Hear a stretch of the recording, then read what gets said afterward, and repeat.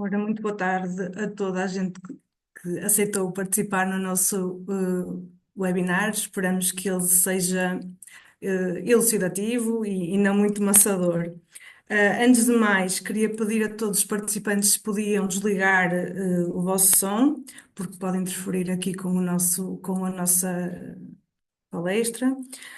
No fim do webinar, teremos um momento para perguntas e respostas, por isso pedia-vos que aguardassem por essa altura para colocarem as vossas questões, se tiverem. No final do webinar, a gravação será disponibilizada então a todos os participantes. Uh, Portanto, vamos falar hoje relativamente à aquisição de direito de propriedade sobre imóveis e o atual sistema registral português. E, posteriormente, farei uma pequena apresentação sobre a responsabilidade dos cônjuges em processo de insolvência, pronto, para fazermos aqui uma ligação um ponto de situação daquilo que é o que se passa no nosso país nesta fase. Antes de mais, gostaria de apresentar a nossa empresa. Nós trabalhamos, é uma empresa que tem o nome do seu administrador judicial, que é o Dr. Ângelo Pereira Dias, administrador social há mais de 20 anos, com muita experiência na área. Aqui na SAI, na Ângelo Dias SAI, a nossa máxima experiência é, claro, em insolvências singulares, e também muito focada na área da recuperação de empresas e na recuperação de singulares.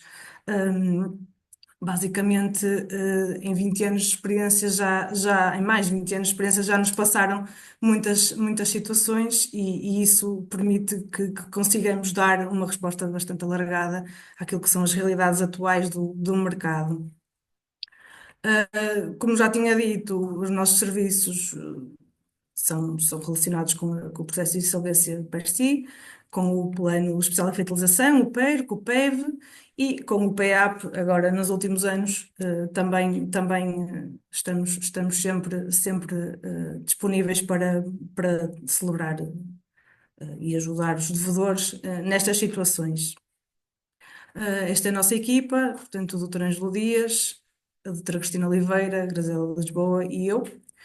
Somos uma equipa já com alguma experiência aqui, também há mais de 12 anos, junto com o Dr. Ângelo, portanto, qualquer coisa que precisem, deixamos já à disposição para vos ajudar. Nesta fase, vou apresentar-vos a nossa primeira oradora, a doutora Andrea Reis. A doutora Andrea Reis é solicitadora, é licenciada e mestranda em solicitadoria na Escola Superior de Tecnologia e Gestão do Politécnico do Porto. Venceu o Best Paper da 15ª edição do ESTC, devido ao seu mestrado em solicitadoria, e foi oradora e é oradora no Congresso Internacional de Direito e da Governança e Inovação do Brasil. Portanto, também uma pessoa com muita experiência aqui na área dos registros e que hoje certamente fará um ótimo papel a explicar-vos a situação de registral em Portugal. Doutora Ana, sem mais demoras, dou-lhe a palavra. Muito boa tarde a todos. Eu queria começar por agradecer ao Sr. Ângelo Pereira Dias e à sua equipa por este convite. Agradecer à Sra. Filipa Lopes, minha colega de painel, e a todos os presentes por se disponibilizarem a estar aqui hoje, a ouvir exatamente aquilo que nós nos propusemos a apresentar. Introduzo dizendo que este tema, a aquisição do direito de propriedade sobre imóveis e a natureza do sistema registral em Portugal, é o tema da minha tese de mestrado, que ainda não concluí, portanto, não concluí porque ainda não a apresentei, mas foi esta que me fez vencer o Masters na Escola Superior de Tecnologias e Gestão de Felgueiras. É um tema atual, é um tema em discussão e, portanto, vou tentar dar aqui a minha pincelada para tentar ajudar a perceber o que é que efetivamente se passa com o registro predial em Portugal. O registro predial é sem dúvida e tem sem dúvida um papel essencial na organização e na segurança do comércio jurídico imobiliário em Portugal, porque de outra forma não seria tão fácil fazer as transações e celebrar as transações que efetivamente se celebram hoje em dia, e as pessoas tendo acesso, os sujeitos intervenientes nos negócios, tendo acesso, às realidades físicas e formais dos prédios, conseguem muito certamente tomar decisões de transigir ou não, ou de celebrar ou não um contrato com mais segurança e com mais certezas. Portanto, vamos abordar aqui qual é a verdadeira natureza do registro predial. Analisaremos a legislação aplicável ao registro predial para compreender o impacto na aquisição e transmissão de direitos reais. Existem três perspectivas doutrinárias relativamente à natureza do registro predial. Uns defendem que é declarativa, outros defendem que é constitutiva, e ainda há uma terceira via que defende que há uma teoria semi-constitutiva. A nossa posição e a posição adotada, vocês verão que será sempre a natureza declarativa, e para evitar que se mantenha esta dúvida se efetivamente esta natureza é declarativa, constitutiva ou semi-constitutiva, nós propomos de uma forma muito humilde uma eventual reforma legislativa.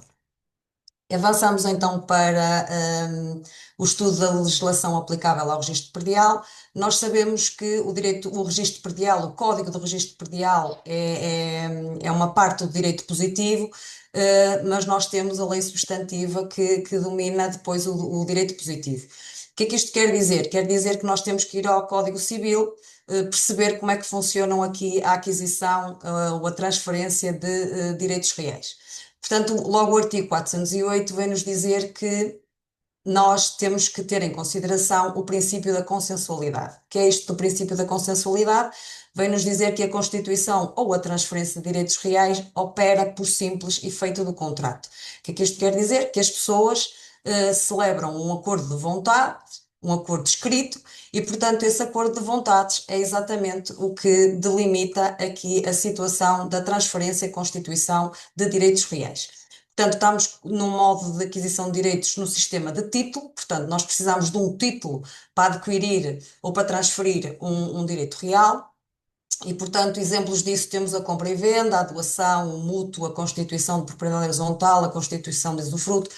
Todos estes, e só mero título de exemplo, são institutos que nos mostram que sem título não há um facto, e, portanto, tem que haver um título para determinar se se constitui ou se transfere um direito real.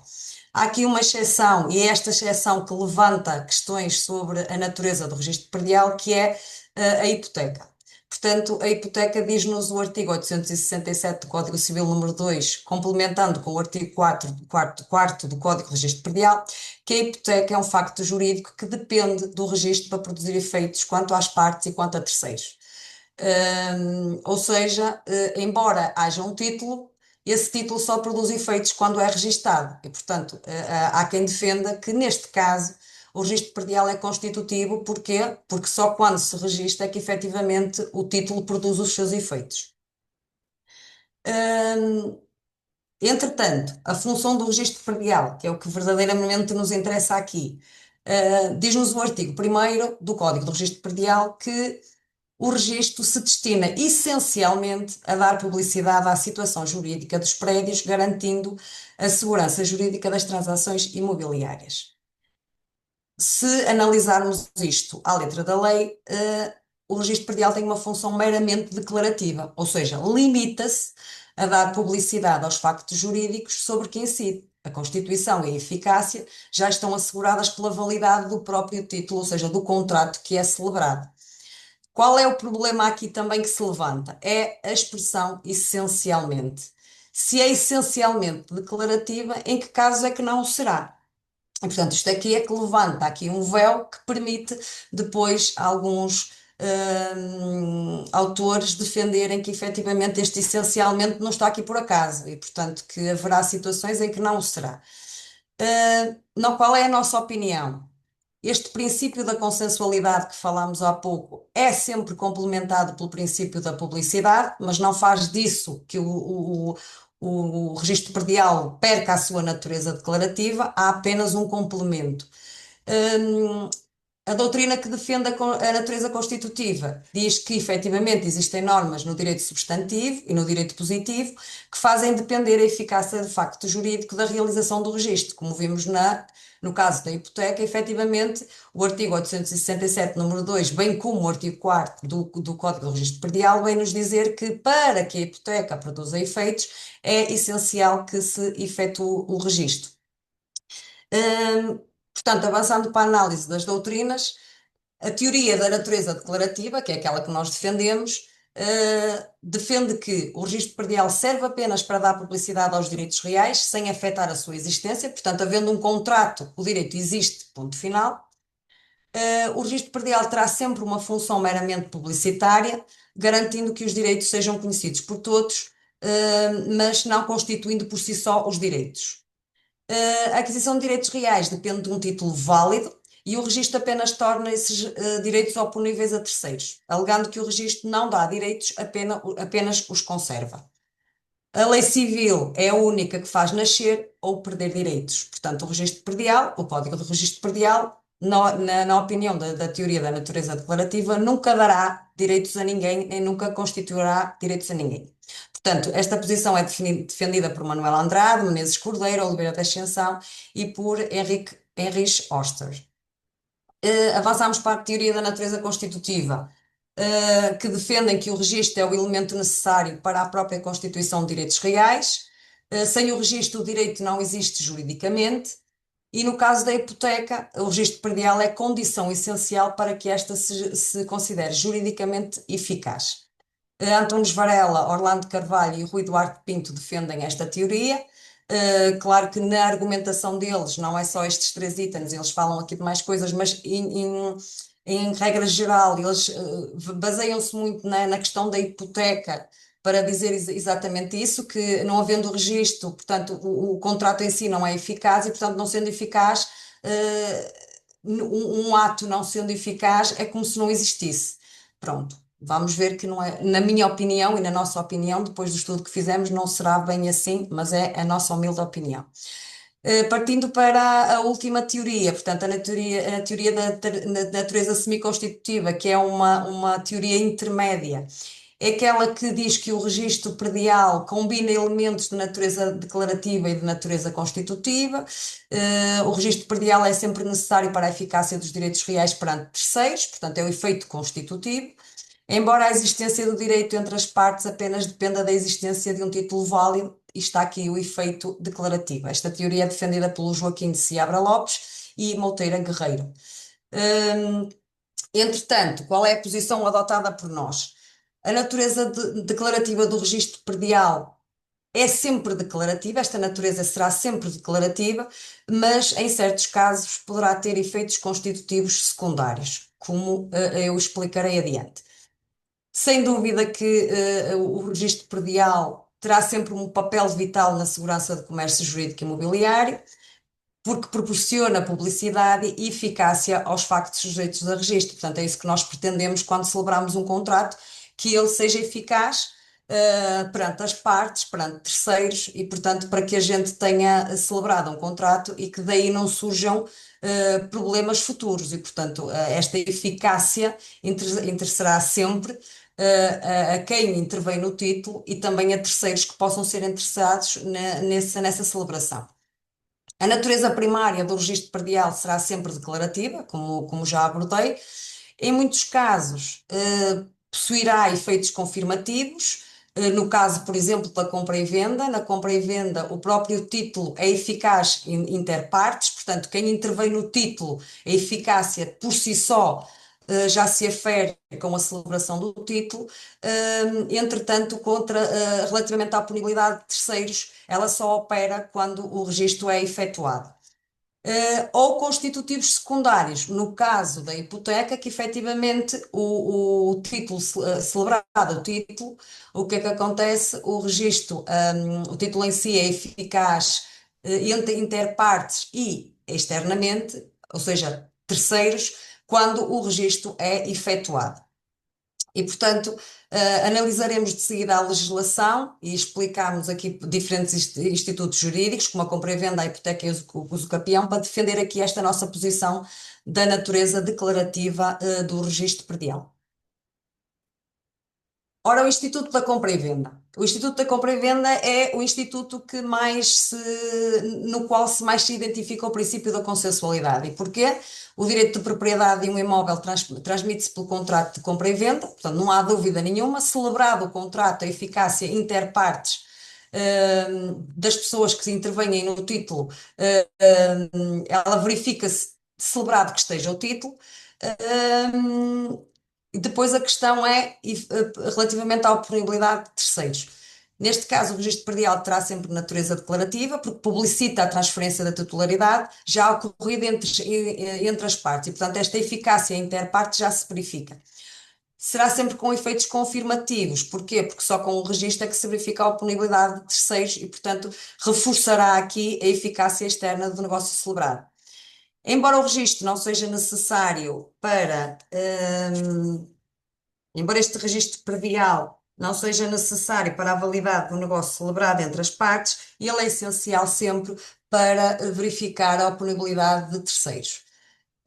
Relativamente aqui ao Instituto de Hipoteca, esta só produz efeitos internamente e externamente mediante a realização do registro, como já vimos. Sem o registro não é juridicamente eficaz. A publicidade goza aqui de uma eficácia absoluta, uma vez que sem a realização do registro o facto jurídico está desprovido de quaisquer efeitos.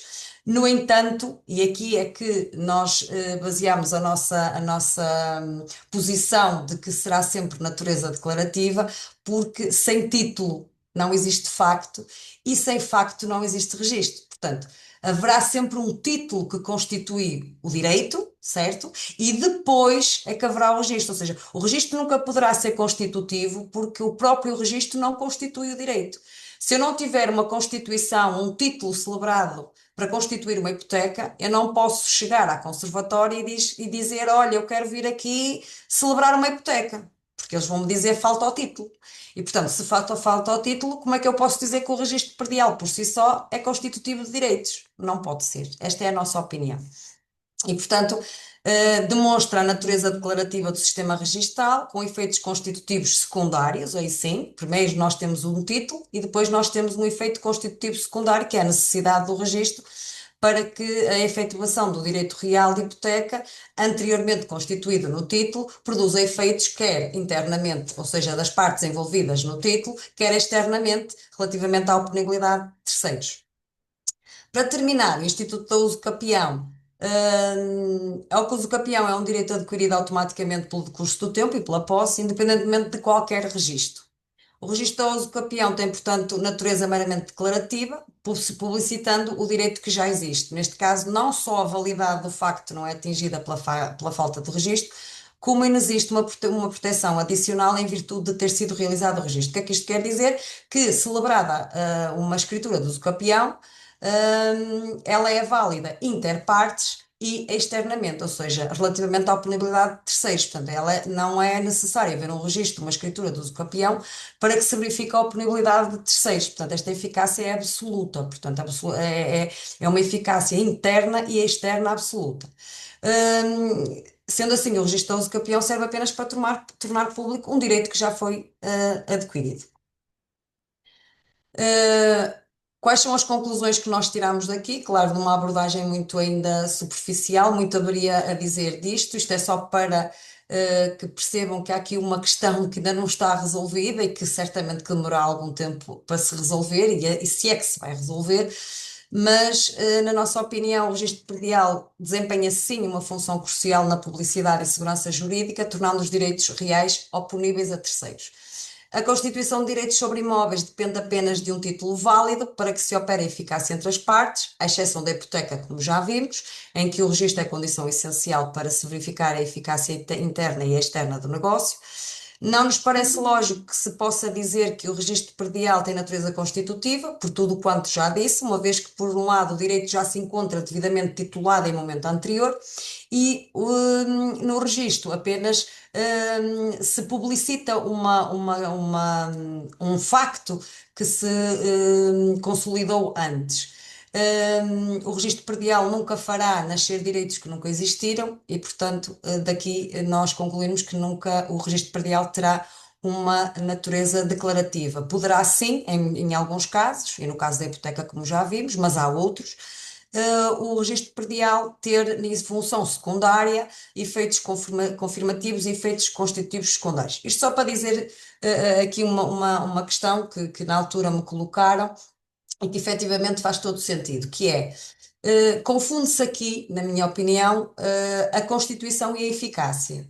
E, portanto, teremos que, se calhar, separar aqui as águas e perceber o que é uma Constituição e o que é a eficácia. E, portanto, em um primeiro momento, há uma Constituição, efetivamente, não há dúvida nenhuma, através do título, e, posteriormente, vamos determinar a eficácia daquele título que nós celebramos. E, portanto, aí sim é que o registro predial poderá ter, em um segundo momento, um efeito constitutivo secundário, confirmativo, enunciativo, noutros casos, e, portanto, estes efeitos a seguir ao título celebrado e à sua Constituição, haverá aqui sim questões de eficácia, mas não devemos, acho que não devemos pôr tudo no mesmo saco, Constituição e eficácia tudo no mesmo, e juntar isto e dizer que o registro predial tem a natureza constitutiva, porque, na nossa opinião, e mediante o estudo que fizemos, isso não faz qualquer sentido.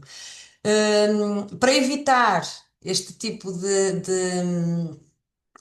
de divergências que existem na doutrina, e para pacificar aqui esta questão do registro predial, nós propomos uma alteração legislativa, e uma alteração legislativa da nosso direito substantivo, portanto, do Código do Civil, nomeadamente o artigo 408, que nos coloca aqui e consagra o princípio da consensualidade, e aqui sim atribuir ao registro predial uma natureza constitutiva. Ou seja, efetivamente haveria um título celebrado, mas esse direito só seria efetivamente constituído havendo o registro predial. E, portanto, uma possível redação, claro está, na nossa humilde opinião, seria que a constituição ou a transmissão de direitos reais sobre coisa determinada opera-se pelo registro predial, sendo este requisito essencial para a aquisição e eficácia desses direitos. E aí sim, o registro predial teria natureza constitutiva e dúvidas não Hum. haveriam,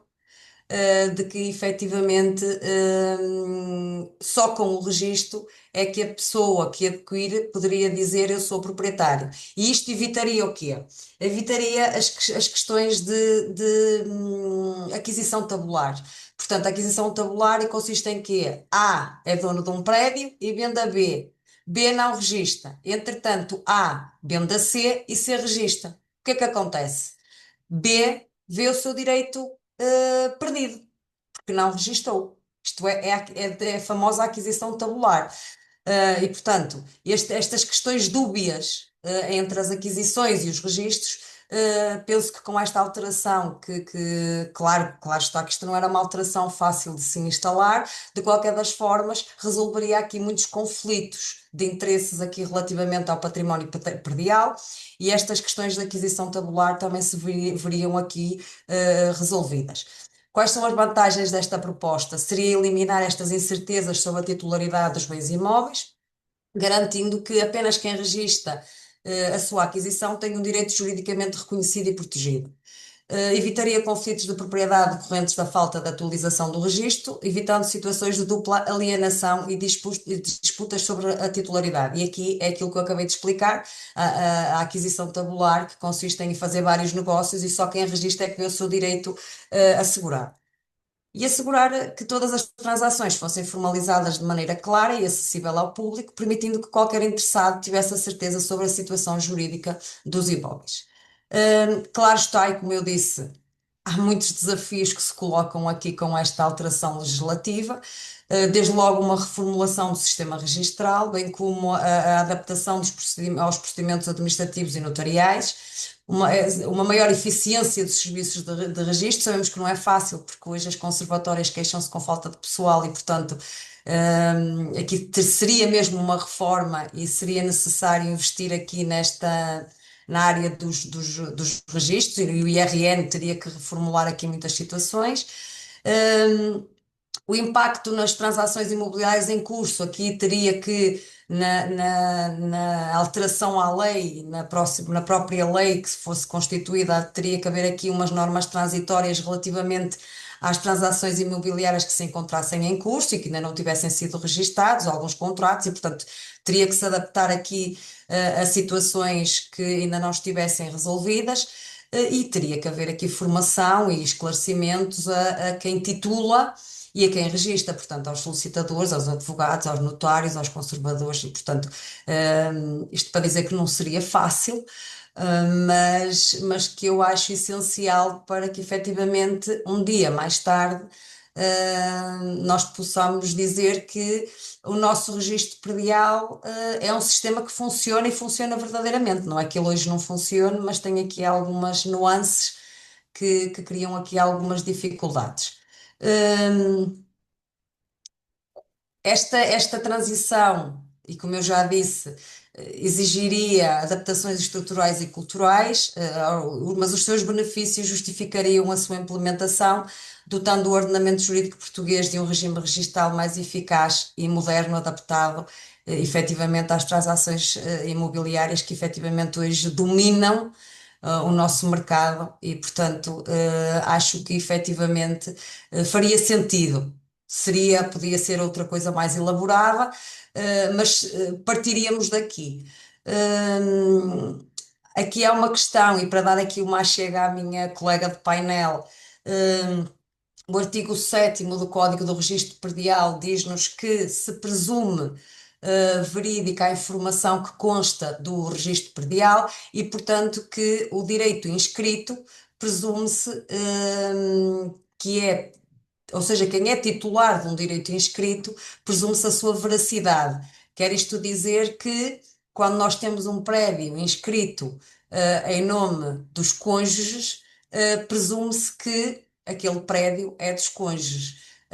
No entanto, nós sabemos que, embora esteja lá o nome dos dois, depois há aqui influências relativamente ao regime de bens que pode vir determinar se aquele bem pode ou não, mediante as características da sua aquisição e mediante a lei que influencia o processo de insolvência, vir dizer se efetivamente aquele bem pode ser afetado à massa insolvente ou não, mediante este regime de bens e mediante também saber se a dívida é dos dois ou não. E, portanto, agora deixo a minha colega de painel que ela perceberá disto muito melhor do que eu. Portanto, doutora Filipa Lopes, tem a palavra e muito obrigada. Obrigada eu e espero estar à altura da sua apresentação. Certamente não estarei, mas tentarei estar mais ou menos à altura. Só rapidamente, o meu nome é Filipa, como já disse há pouco, trabalho há 12 anos, há 11 anos com o Dr. Ângelo, aqui nos processos de insolvência. Sou advogada, licenciei-me na Universidade do Porto e fiz o meu mestrado na área dos contratos de empresas na Universidade do Minho. Sem mais delongas, que ninguém deve falar de si próprio muito tempo, vamos passar então aqui para o tema que me cumpre hoje falar de uma forma um bocadinho superficial, porque isto tem muito que se lhe diga e tem pano para mangas, porque as situações que ocorrem no nosso caminho e que se cruzam connosco são inúmeras e há aqui muitas pessoas envolvidas nos processos e que têm que ver os seus direitos protegidos. Realmente, uma situação que é realmente muito vista é alguém ficar insolvente e o seu cônjuge não acompanhar essa situação, ou seja, ou o cônjuge ou ex-cônjuge até não acompanhar essa situação por várias razões, por não estar insolvente, por não ter dívidas comuns, por as dívidas terem sido só contraídas por um deles. E de facto surge aqui um problema que é e os bens? O que é que acontece aos bens que na 90% das situações não estão partilhados, portanto serão de um casal que existe ou que já existiu, mas que realmente tem ali um acervo patrimonial que se encontra ainda ou em discussão ou até estagnado, que está ali e que poderá ou não responsabilizar-se. Muito rapidamente, só referir, como todos de certeza que sabem, quais são os regimes de bens casamento em Portugal, portanto, comunhão de adquiridos, comunhão geral e separação de bens. Na comunhão de adquiridos, são os bens próprios, pois aqueles que estão elencados na lei, os que tiverem ao tempo da celebração do casamento, os que lhe vierem depois do casamento por sucessão ou doação, e aqueles que são adquiridos na constância de matrimónio por virtude de um direito anterior, por exemplo, uma indemnização por um acidente de trabalho que tenha ocorrido antes do matrimónio. Portanto, estas são as situações mais comuns. E são bens comuns, aqueles que são adquiridos na constância do matrimónio e produto do trabalho dos cônjuges. Na comunhão geral dos bens, a situação facilita-se porque são todos bens comuns, exceto aqueles que estão previstos no artigo 1733 do Código Civil, e que raramente até estão aqui em discussão, não é? Numa situação de processo judicial. No regime de separação de bens, pronto, não se coloca aqui num processo de insolvência, num processo de discussão de bens, pronto, basicamente cada cônjuge conserva o seu património, e os bens que detém em conjunto, detêm-no em propriedade, portanto são perfeitamente divisíveis e podem dispor deles livremente. É o que diz a lei, isto não é mais do que aquilo que está nos artigos.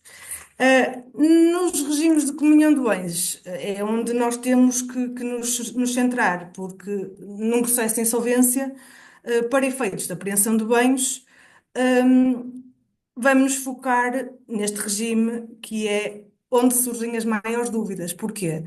Porque são os bens comuns do casal formam uma comunhão conjugal e essa comunhão conjugal isto é a definição mais normal da jurisprudência e é perfeitamente assente, é que é um património coletivo em que cada cônjuge participa em 50%, tanto no ativo como no passivo, mas é uma participação sobre um direito, digamos assim, não é um bem divisível, são bens, são cotas ideais sobre um património.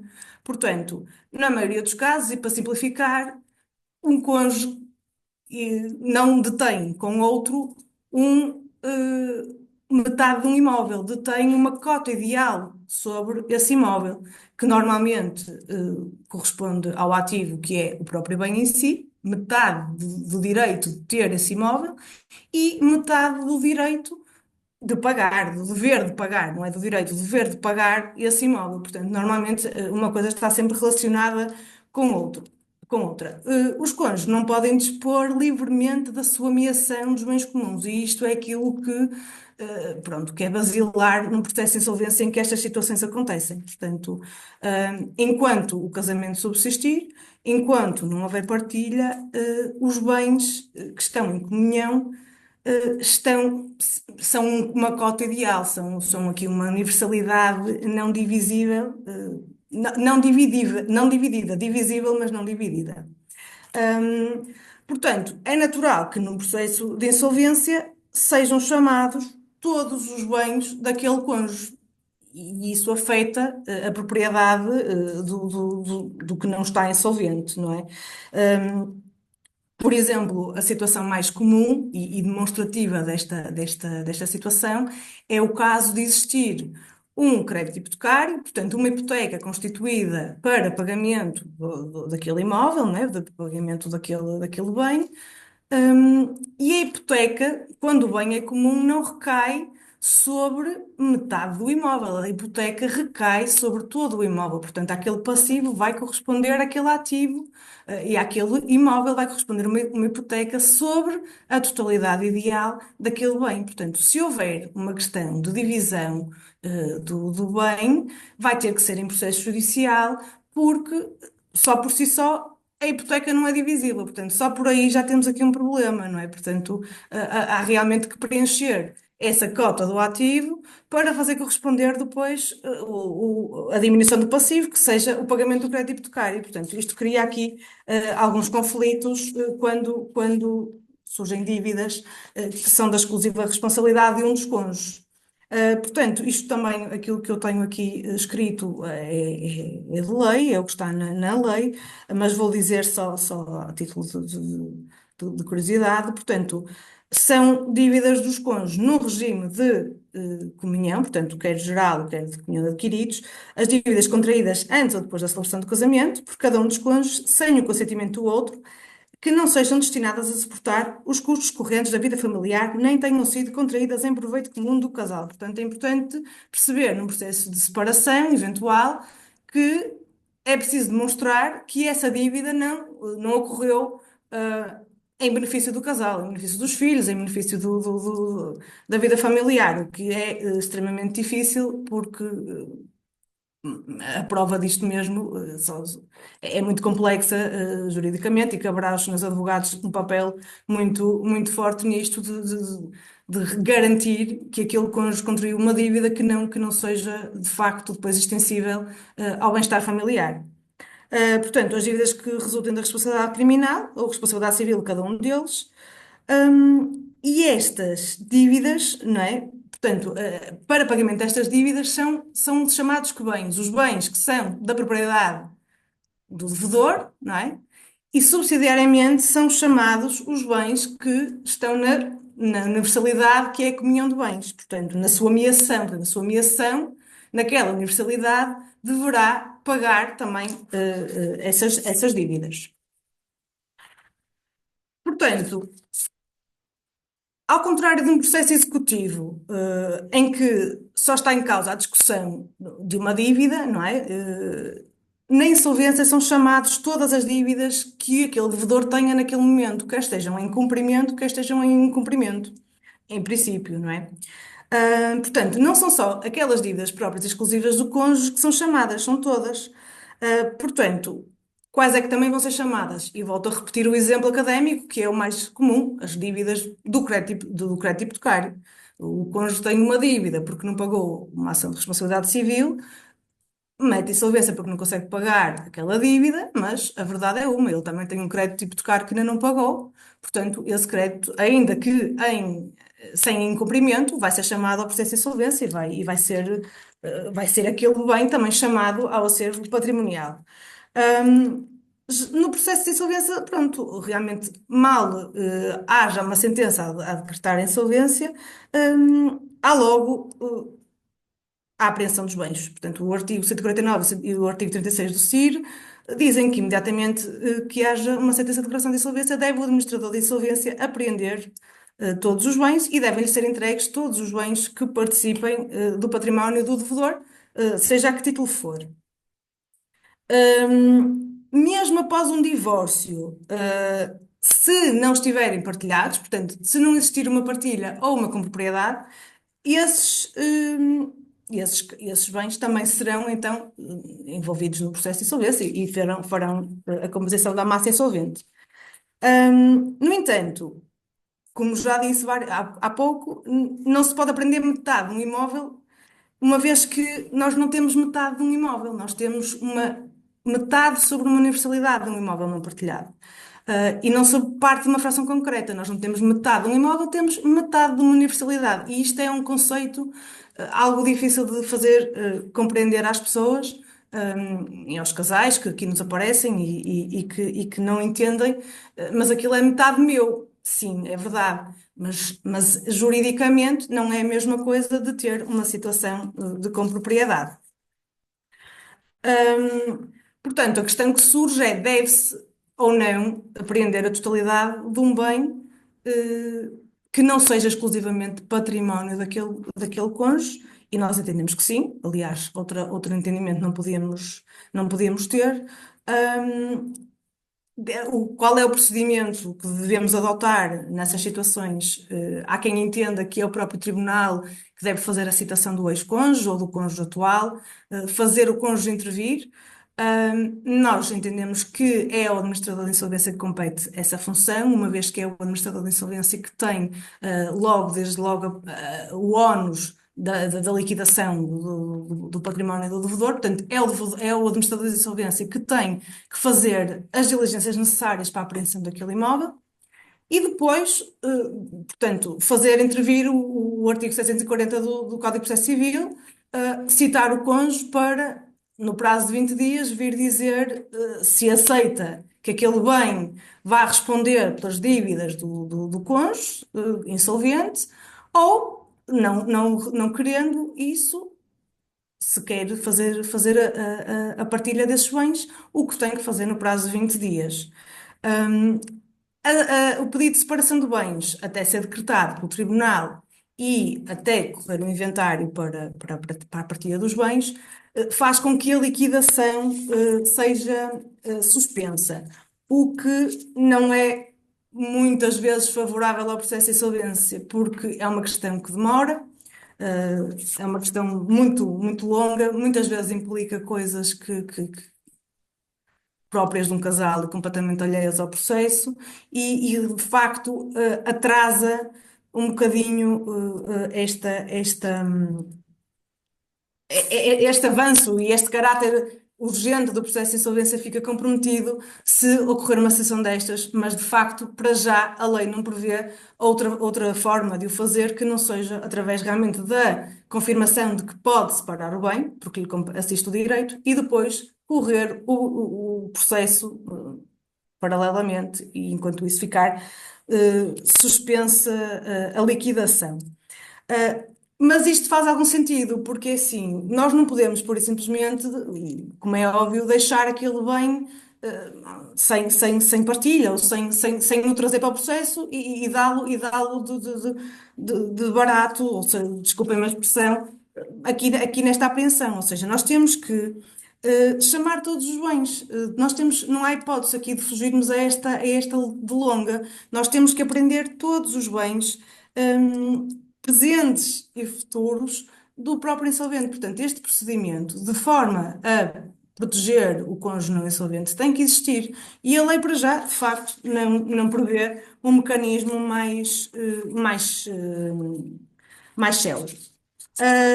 Uma vez citado o cônjuge, é sobre ele que recai o ónus, de facto, de requerer a separação, ou não, ou nada a dizer, e instaurar o competente inventário. Caso não o faça, ou por algum motivo o administrador de insolvência não pratica os atos devidos para a sua citação, há sempre a possibilidade dele se defender, nos termos do artigo 146 do Código do CIR. eh, Há sempre a possibilidade de ele vir ao processo quando se aperceber dessa situação, de vir pedir a separação de bens. No entanto, como já disse, o processo de insolvência é um processo urgente, portanto, pode acontecer que o cônjuge, quando se aperceber desta venda, já ela tenha, já o imóvel tenha sido vendido e a dívida já tenha sido paga. Portanto, eu acho e continuo a achar que o administrador de insolvência tem aqui um papel preponderante, obrigatório, necessário. E se não conseguir citar o cônjuge, deverá pedir ao tribunal que o faça, Mas mediante eu não editais vou, não demoro. ou cartas precatórias. Hum, Portanto, aquilo que está nos slides eu penso que já referi. Só dizer que praticamente aquilo que existe é então uma citação por carta registada com aviso de recepção.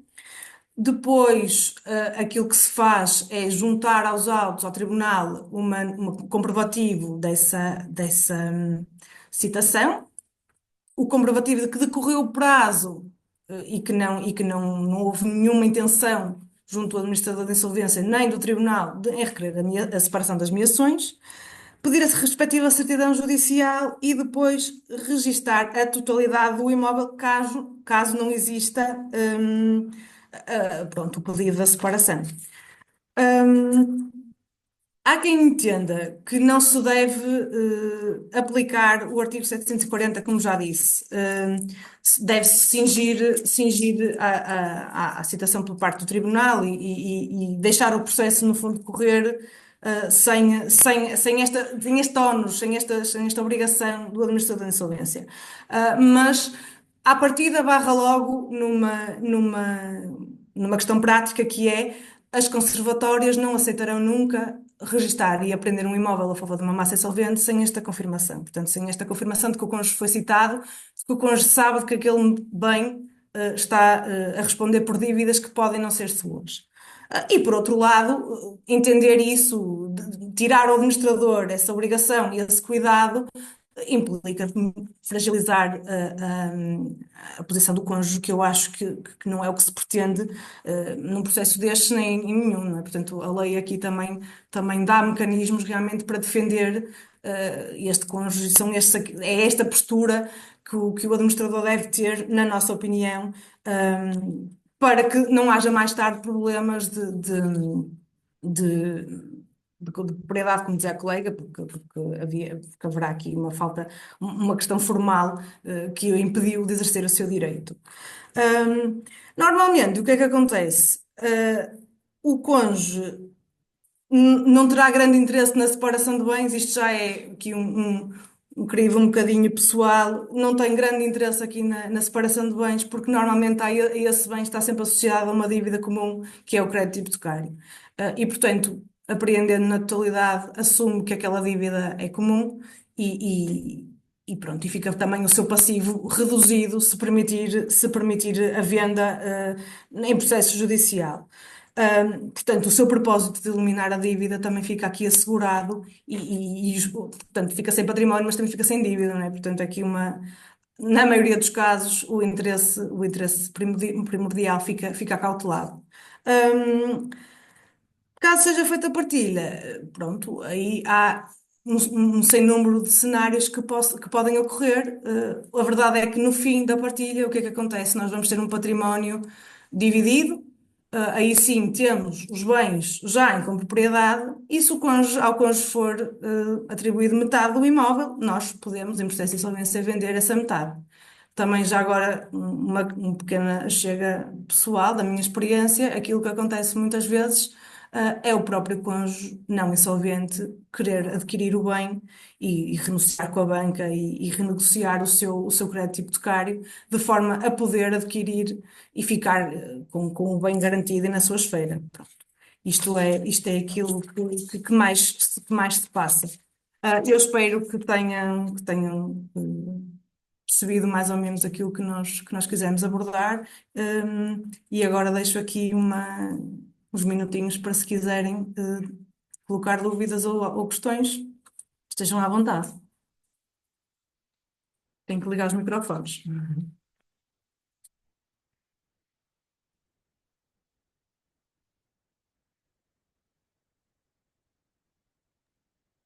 Eu queria aproveitar, enquanto na qualidade de anfitrião, de agradecer as duas ilustres palestrantes as vossas exposições, que foram, na minha modesta opinião, brilhantes, e com isto também dar aqui um compasso de tempo para quem quiser colocar as dúvidas ou questões práticas.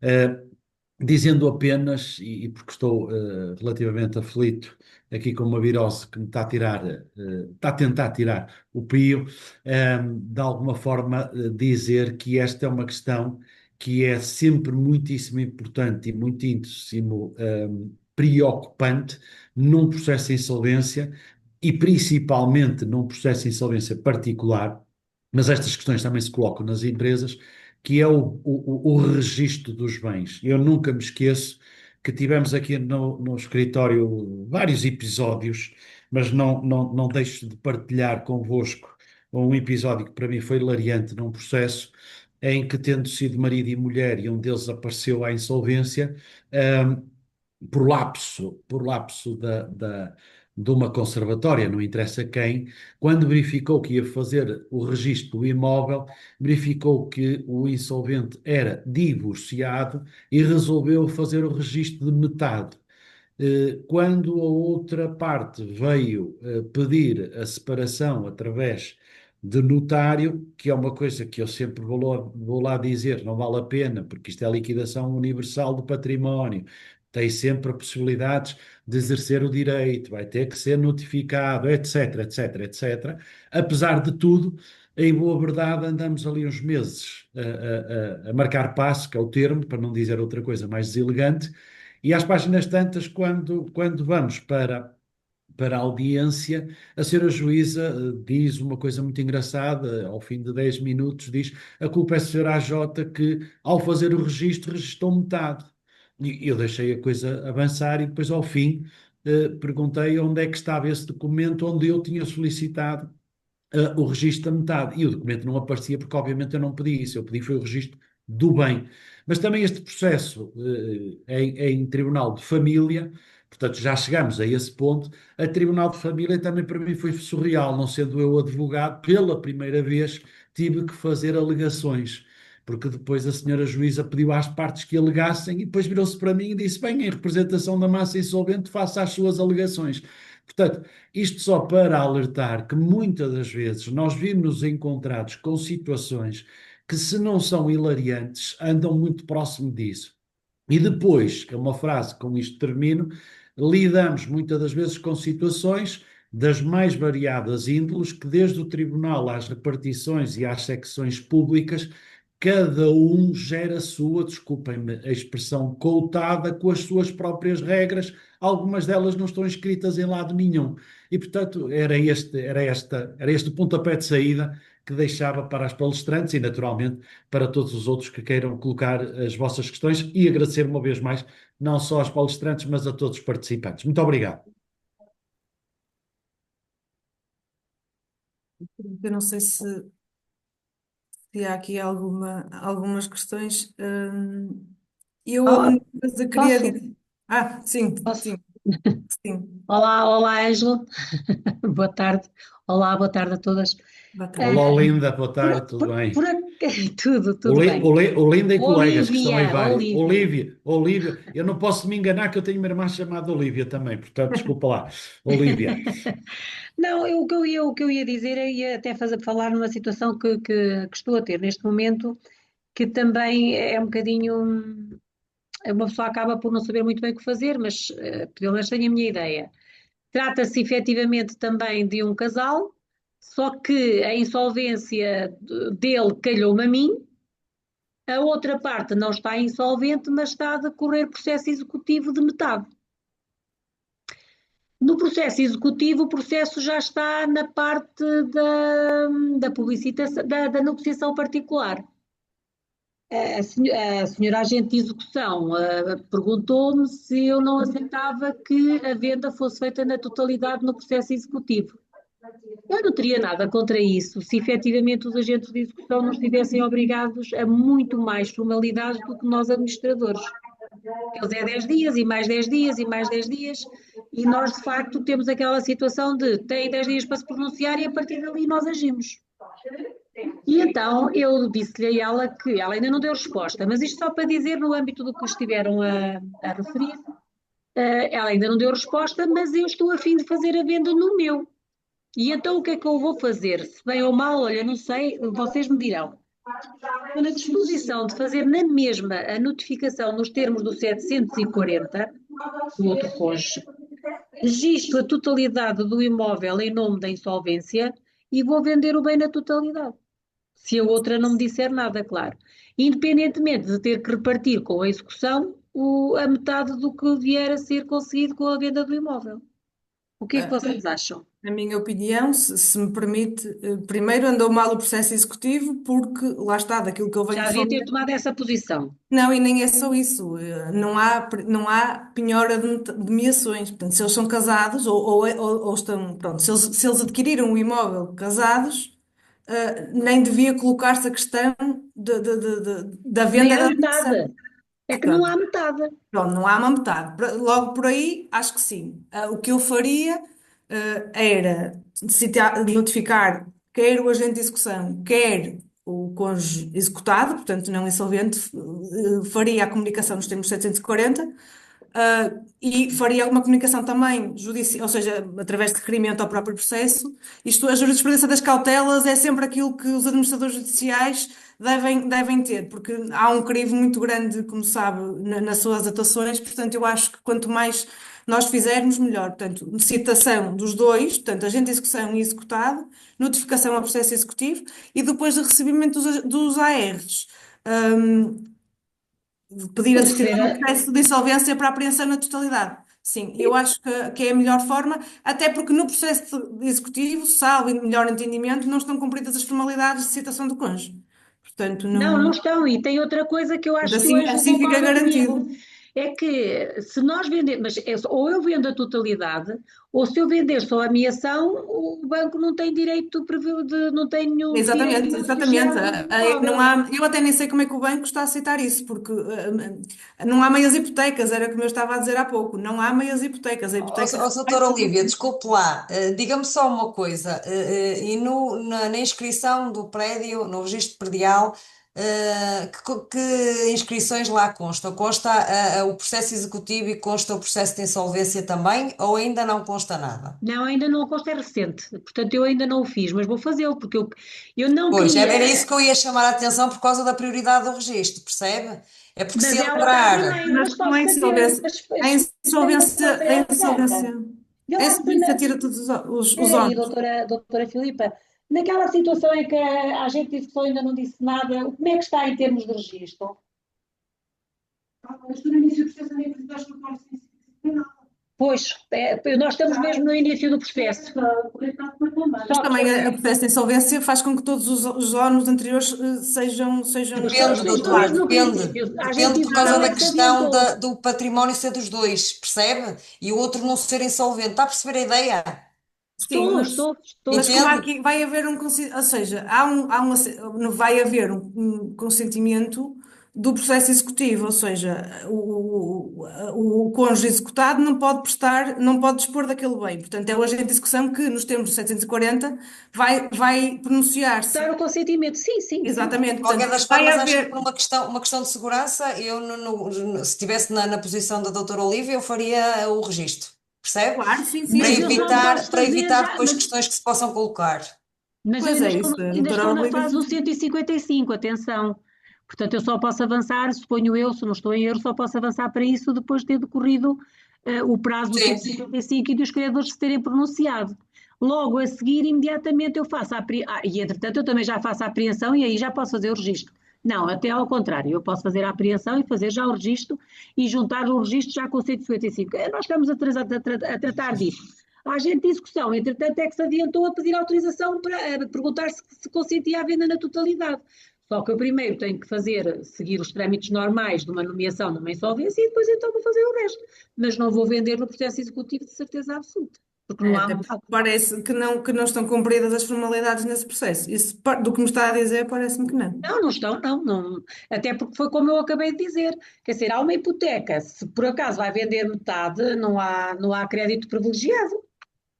Exato, não existe. Não existe. Não pode existir. O credor não vai aceitar. Pronto, obrigada por esta partilha. Obrigada, Ângela. Até depois. Sempre ao dispor. Vê lá essa virose.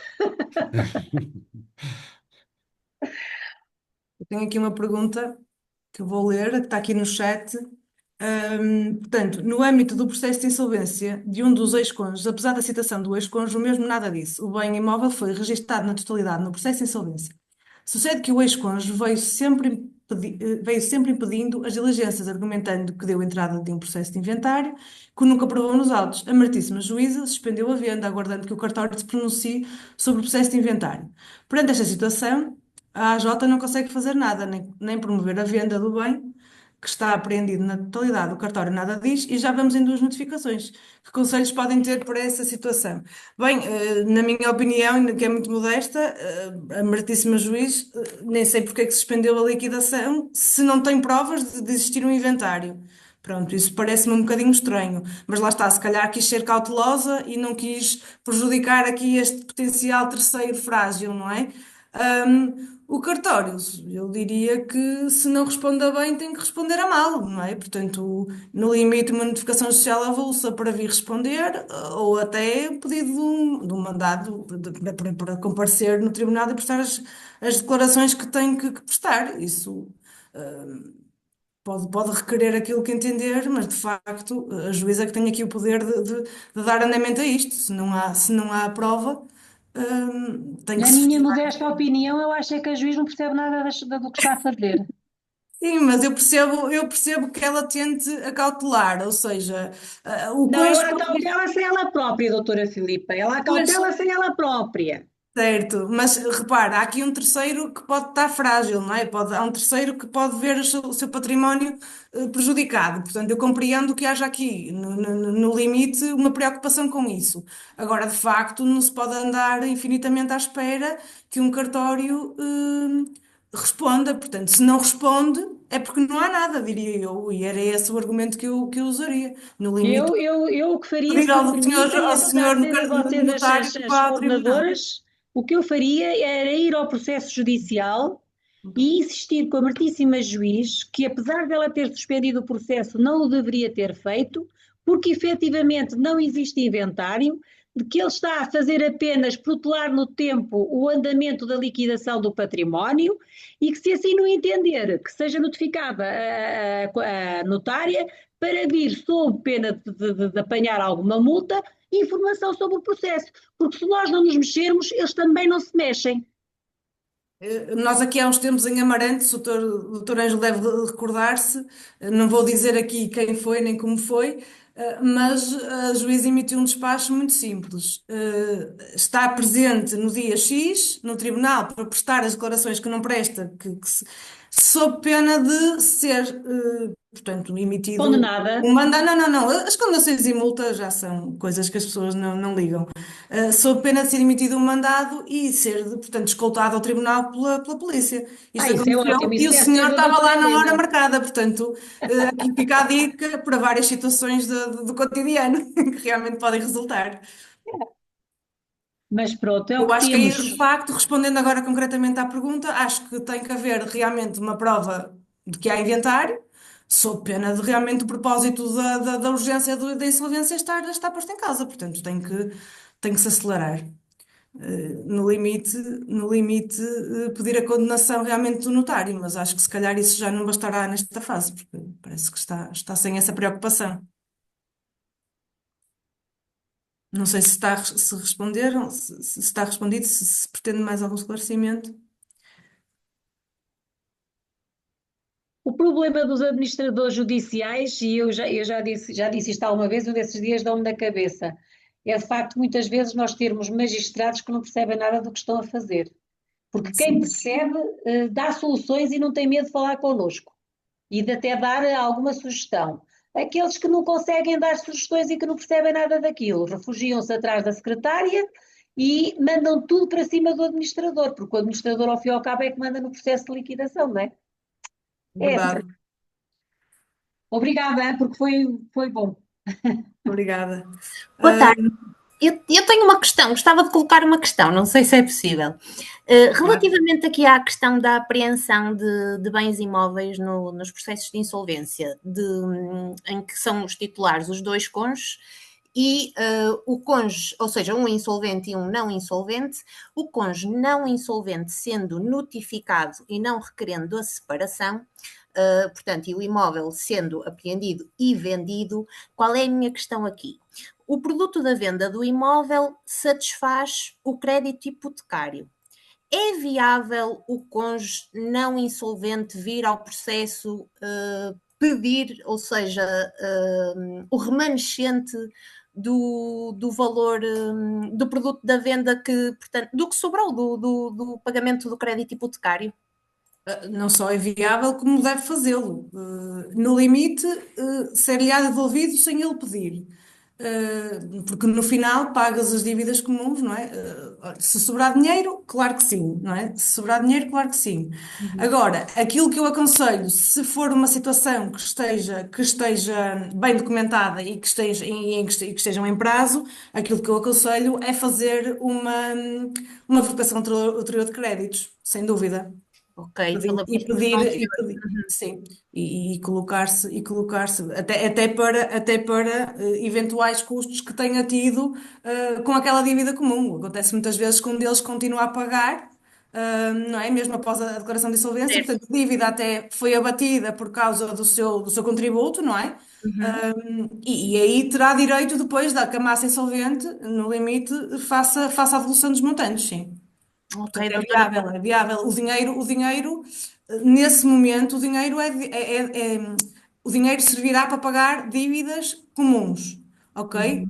Agora, o cônjuge deve vir dizer é que, por exemplo, agora uma situação limite, o senhor tinha uma dívida de uma responsabilidade civil de um processo de crime, por exemplo, um PIC que foi condenado e ficou insolvente e tinha o seu crédito hipotecário.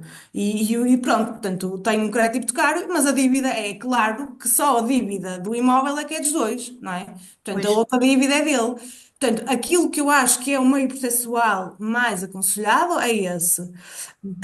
Pode arriscar vir por mero requerimento. Também acho que não pode o administrador de insolvência nem o tribunal esquecer que os direitos são direitos, apesar de não estarem em apenso àquele processo, não é? Portanto, se comprovar que pagou aquela dívida, e eu penso que aqui no nosso escritório aceitaríamos isso, ok? Mas para cautela, eu faria uma ação por apenso ao processo para garantir isso. Entendi, doutora. Obrigadíssima então pela ajuda. Obrigada. Outra. Não sei se têm mais perguntas, se estão a escrever alguma coisa, que isto demora um bocadinho às vezes a chegar ao nosso chat. Só dar aqui mais um minutinho ou dois.